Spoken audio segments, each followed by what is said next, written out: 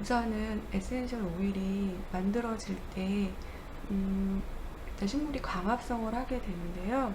그 광합성으로 인해서 이제 에너지가 발생하고, 그 에너지로 인해서 이제 에센셜 오일이 만들어지고 다른 여러 가지 포도당이나 이런 것들이 만들어지는데, 그러한 식물의 광합성은 어떻게 이루어지는지 한번 알아보려고 좀 그림과 같이 설명을 해드리도록 하겠습니다. 일단 광합성은 말 그대로 광자, 빛광정인데요. 빛을 이용해서 합성하는 거를 광합성이라고 하는데요.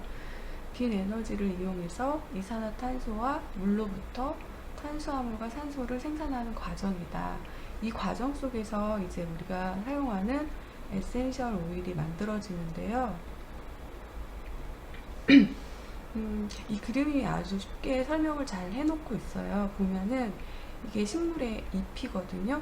잎에 광합성을 하려면 세 가지의 재료가 필요해요. 그게 뭐냐면 우선 1번이 빛이 있어야 되고요. 두 번째가 이제 물이 있어야 되고, 세 번째가 이산화탄소가 있어야 되는데요. 일단은 빛은 이제 우리가 흔히 알고 있는 태양이고, 이제 물은 이제 식물의 이제 뿌리에서부터 이제 물이 이제 올라오는 거죠. 그래서 물과 빛과 물이 만나고, 또한 얘네 잎사귀 있잖아요. 식물의 잎사귀. 우리가 공부하는 거는 에센셜 오일인데, 이 에센셜 오일은 이 허브에서 추출을 하잖아요. 근데 우리가 알고 있는 허브는 그야말로 식물인데, 이 식물의 잎은 이 겉에 잎 줄기예요. 잎 줄기가 아니라 잎 속에 작은 구멍들이 있어요. 그래서 이제 그걸 기공이라고 하는데요. 그 기공 속으로 이산화탄소가 나가고, 기공 속으로 산소가 나가요. 그러니까 흔히 말해서 우리 인간이 호흡을 할 때 산소를 호흡하고 그다음에 이산화탄소를 배출하잖아요. 그런 방식으로 얘네들도 잎을 통해서 이제 호흡을 하는데, 그래서 이제 이산화탄소가 물과 빛과 이산화탄소가 만나서 이제 어떤 형태로 만들어지는데, 그게 이제 포도당으로 만들어져요.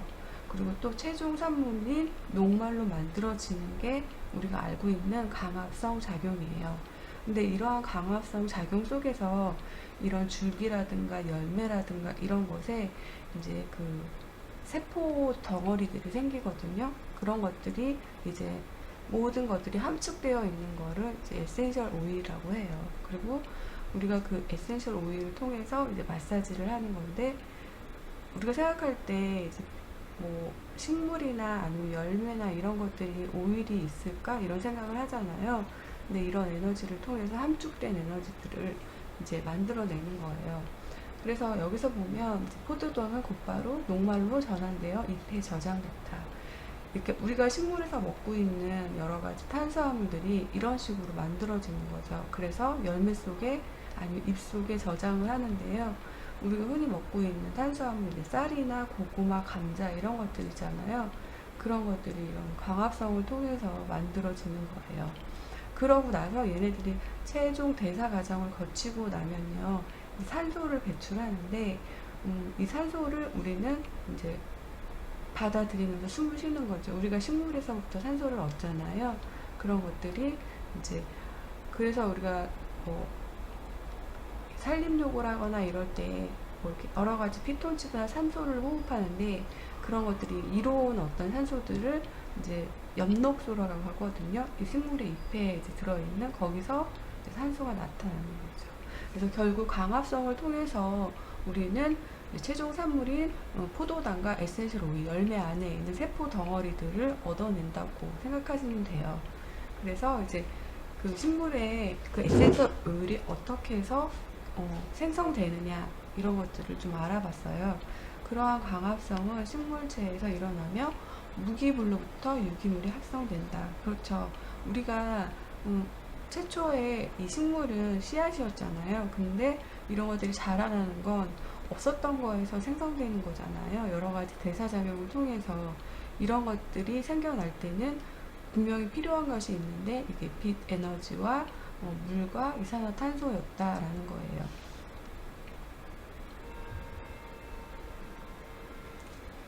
그래서 그러한 그 허브들이라고 하는데, 그 허브 중에도 그런 잎사귀 식물이 있고 향기 식물이 있고 또 나무 식물이 있는데, 그 안에서 여러 가지 허브 에센스들을 우리가 추출하거든요. 근데 다음 단락쯤에 이제 캐리어 오일하고 에센셜 오일에 대해서, 종류에 대해서 다루게 될 텐데요.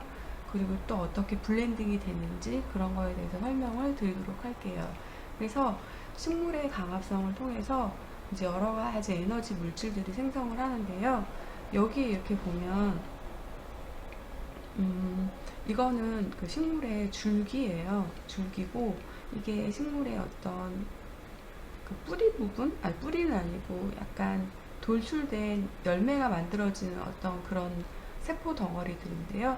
이런 것들이 여기 이런 세포 주머니 안에 오일 주머니들이 들어있어요. 그래서 여기서 소량을 추출해서 이제 이런 것들이 장미 줄기에도 있고요. 꽃 열매 안에도 있는데, 이런 것들이 이제 향기 나는 식물들은 대부분 자기를 보호하려는 습성이 있어요. 보통 곤충이라든가 아니면은 뭐 추위라든가 여러 가지 이제 바이러스 이런 걸로부터 이제 자기의 몸을 보호하려고 이제 향기를 내뿜고, 그런 것들이 이제 이런 오일에서 나온다고 생각하시면 돼요. 그러면 식물은 자기를 보호하기 위해서 이런 여러 가지 물질, 세포 덩어리들을 만들어내는데, 이것이 인체에도 적용됐을 때 그런 비슷한 작용을 한다고 해요. 그래서 대부분의 에센셜 오일들은요, 항균과 항바이러스 작용을 하고, 여러 가지 우리가 모기나 아니면은 여러 가지 곤충들을 이제 기피하는 기피제들을 뒤에 보시면 거의 다 아로마 식물이라든가 허브 식물이 거기에 포함되는 경우가 되게 많아요. 그런 냄새들을 싫어하기 때문에 그런 것들을 뿌리는 거죠. 그래서 향기 식물의 분비샘이라고 하는 그런 열매가 생기는 부분 아니면은 줄기 부분, 이런 분비샘에서 향기 식물의 잎이나 줄기 부분을 현미경을 통하여 보면 둥근 부분에 오일 분비샘이 보인대요.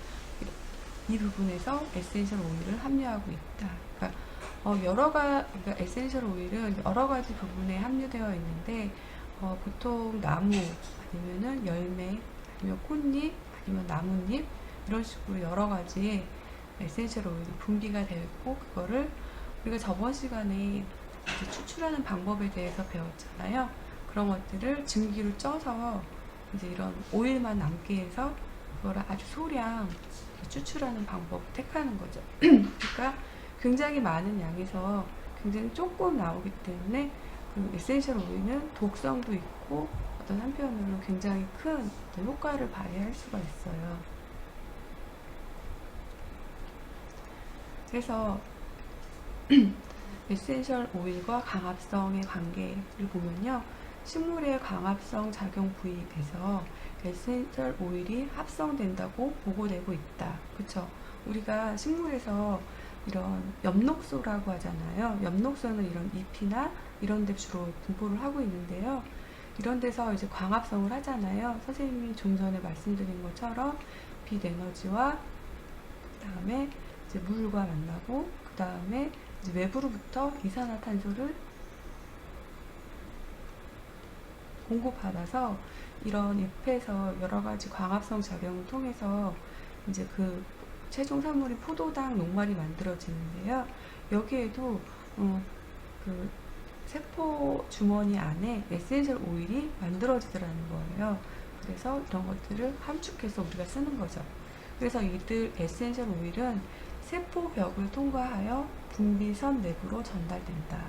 그러니까 얘네들도 인체도 세포가 있고 이런 식물도 세포가 있는데, 에센셜 오일도 저번 시간에 말씀드린 것처럼 우리가 피부를 통해서 들어오고, 그 다음에 혈관을 통해서 들어오면 혈관 벽을 통해서 또 세포벽으로 이동을 하잖아요.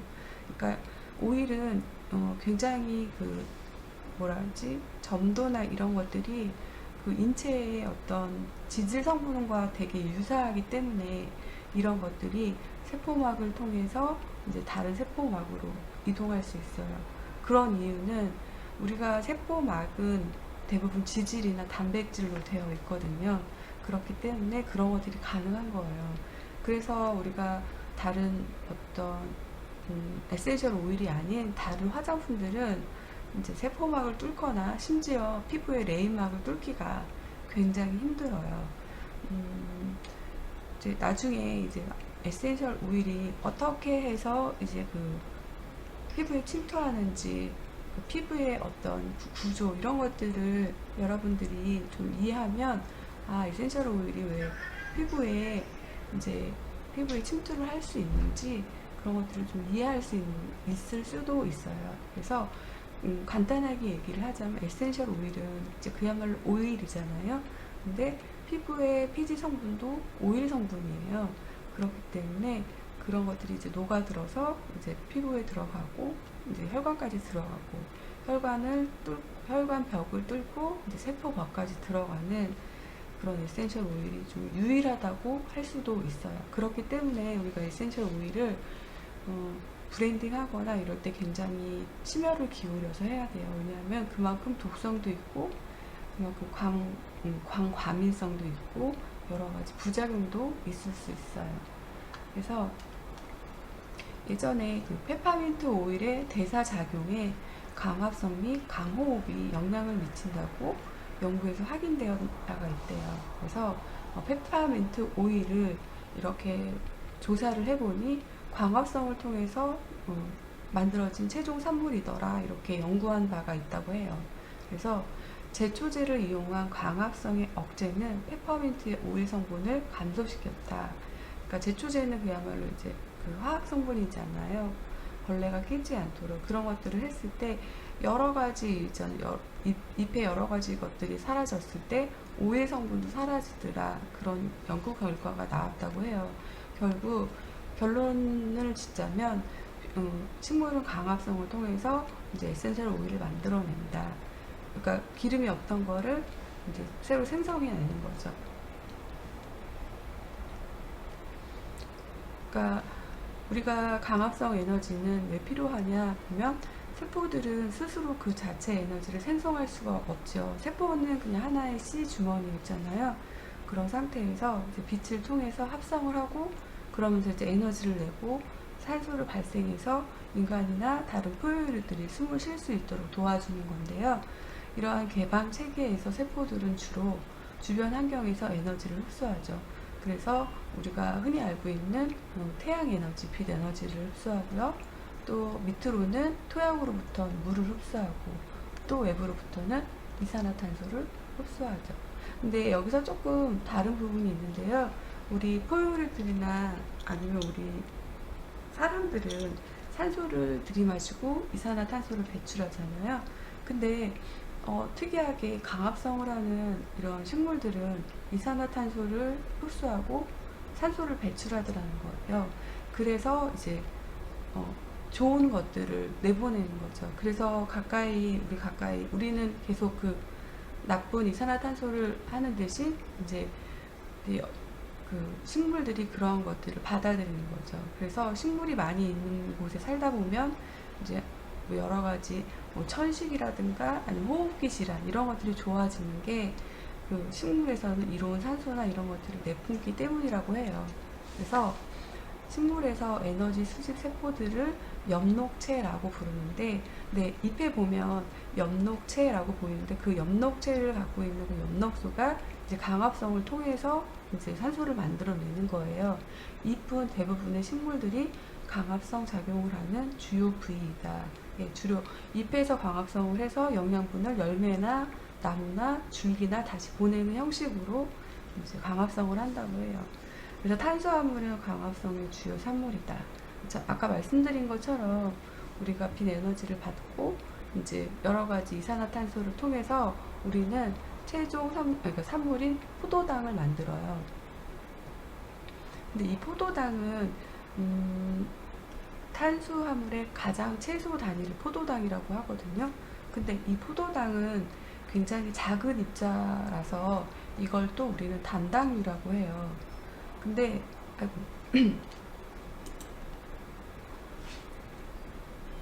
이걸 단당류라고 하는데요. 이 단단류 형태로는 너무나 작기 때문에 자신의 그거를 이렇게 유지하기가 힘들어요. 그래서 이것이 이제 녹말의 형태로 바뀌는데요. 이게 그야말로 우리가 알고 있는 탄수화물인 거예요. 그래서 우리가 섭취하는 탄수화물은 대부분 식물, 그런 식물에서 추출을 하죠. 그래서 우리가 뭐 탄수화물 식물들이 뭐 쌀, 뭐 밀, 감자, 고구마 이런 것들이 이제 탄수화물을 할 수 있어요. 그래서 이는 포도당의 형태로 저장되어 있는데 에센셜 오일을 생성하는 에너지로 사용한대요. 결국 여러분들 이제 모든 맥락이 좀 이해를 하시겠죠? 우리가 결국은 광합성을 통해서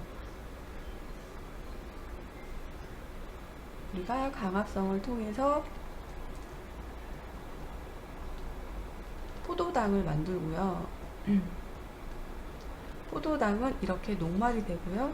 이런 녹말은 우리가 탄수화물, 단백질, 지방, 열량이라고 하잖아요. 그 중에 탄수화물 녹말은 에센셜 오일을 만드는 어떤 열량 에너지가 된다. 이렇게 해석하시면 돼요.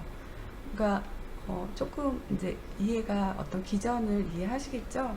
그렇게 이해하면 그렇게 만들어진 에센셜 오일이 아무래도 우리한테 도움을 주겠죠. 근데 또 자신을 보호하려는 습성이 있는 이런 허브 식물들은 우리에게 독성도 있다라는 걸 주의하시면 될 것 같아요. 그래서 광합성은 식물이 향을 내는 경우는 꽃을 수정화라는 의도도 있지만 반대로 해충이나 외부의 스트레스로부터 스스로를 보호하려는 목적도 있다. 그쵸? 우리가 꽃가루라고 하잖아요. 꽃가루 수정을 하기 위해서 여러 가지 이제 향기도 나고 알러지 어떤 것 우리가 꽃가루를 이렇게 피부에 닿으면 알러지가 나는 경우가 많잖아요. 그런 거는 걔네들이 해충이나 외부로부터 자기네들을 보호하기 위해서 여러 가지 이제 독성을 뿜거나 아니면 향기를 뿜거나 이런 형태가 되는데요. 그렇기 때문에 이제 에센셜 오일은 그런 기능을 하고 있다. 향 바이러스, 항균 작용 이런 것들을 하고 있는데요. 허브는 외부 환경으로부터 스스로를 보호하기 위해 발산하는 자기 보호 물질인 경우가 많다. 우리가 그 로즈마리나 페퍼민트 이런 거를 기르다 보면 잎사귀를 이렇게 만지거나 흔들면 향이 나거든요. 이제 그런 것들이 걔네들한테는 이제 스트레스가 되는 거예요. 외부의 어떤 공격 같은 거, 나를 물리적으로 공격한다 생각해서 향기를 내뿜는 거고, 더 나아가서 곤충들이 가까이 오지 못하도록 그런 작용을 하는 거예요. 그래서 허브 세포 속의 에센셜 오일을 보니까요, 우리가 보통 이런 파란 부분, 잎사귀에 보면 이런 걸 우리가 엽록체, 엽록소라고 하잖아요. 근데 그 안에 현미경으로 들여다 보니 그 세포 속에 기름 주머니가 있더라는 거예요. 그래서 우리가 깨 같은 거나 들깨를 보면 이렇게 볶다 보면 그 안에 기름이 있잖아요. 그래서 이제 그걸 짜다 보면 기름이 소량 나오고 손에 이제 기름이 묻어나는 경우가 있는데, 그런 것처럼 우리가 식물도 이렇게 문질러 보면 약간의 이렇게 미끈미끈한 오일 성분이 묻어나는 경우가 있어요. 그래서 허브의 세포 속에는 에센셜 오일이 있다. 허브의 이 표면을 전자현미경으로 확대해서 보면 매우 미세한 기름 주머니가 있더래요. 그래서 이 부분부터 자극이 생기면 기름 주머니가 터져서 향을 발산하는 것이다. 그러니까 결국 우리가 이렇게 미세하게 자극을 주거나 뭐 로즈마리나 페퍼민트나 이런 것들을 자극을 주면 향기가 나는 것이 이런 세포 속에 있는 기름들이 향기를 내뿜는 거죠. 되게 신기하죠. 그래서 여기 보면 제가 말씀드린 것처럼 로즈마리나 페퍼민트 같은 허브 식물은 약간의 물리적 자극으로도 향을 내뿜는 거예요. 얘네들은. 그래서 우리가 이제 식물을 키울 때 식물 사이사이에 로즈마리나 페퍼민트 이런 것들을 키우면요, 이런 해충이나 그러니까 해충이나 이런 것들이 잘 보이지 않고 그런 기능을 한다고 해요. 그리고 또 이런 페퍼민트나 로즈마리는 뭐 잎의 말단이라든가 이런 데 세포 주머니가 있지만 대부분의 다른 허브 식물들은요, 기름 주머니가 조직 안에 들어있어요. 세포 안에 들어있기 때문에 이것을 찢어서 하거나 아니면 추출법을 통해서 이렇게 끓이거나 증기로 쐬거나 그래야만 그런 것들이 발산하는 경우가 많거든요. 근데 대부분의 그런 식물들은 유칼립투스의 기름 주머니는 세포 조직 안에 들어있기 때문에 잎을 찢어야만 향기가 난대요. 대부분이 그렇죠. 그렇지만 이제 꽃이라든가 잎사귀가 얇은 거 있잖아요. 꽃은 이렇게 가까이 가도 냄새가 나잖아요. 그런 것들은 이제 그 안에 허브 주머니가 제 말단에 들어있다. 그렇게 생각하시면 돼요.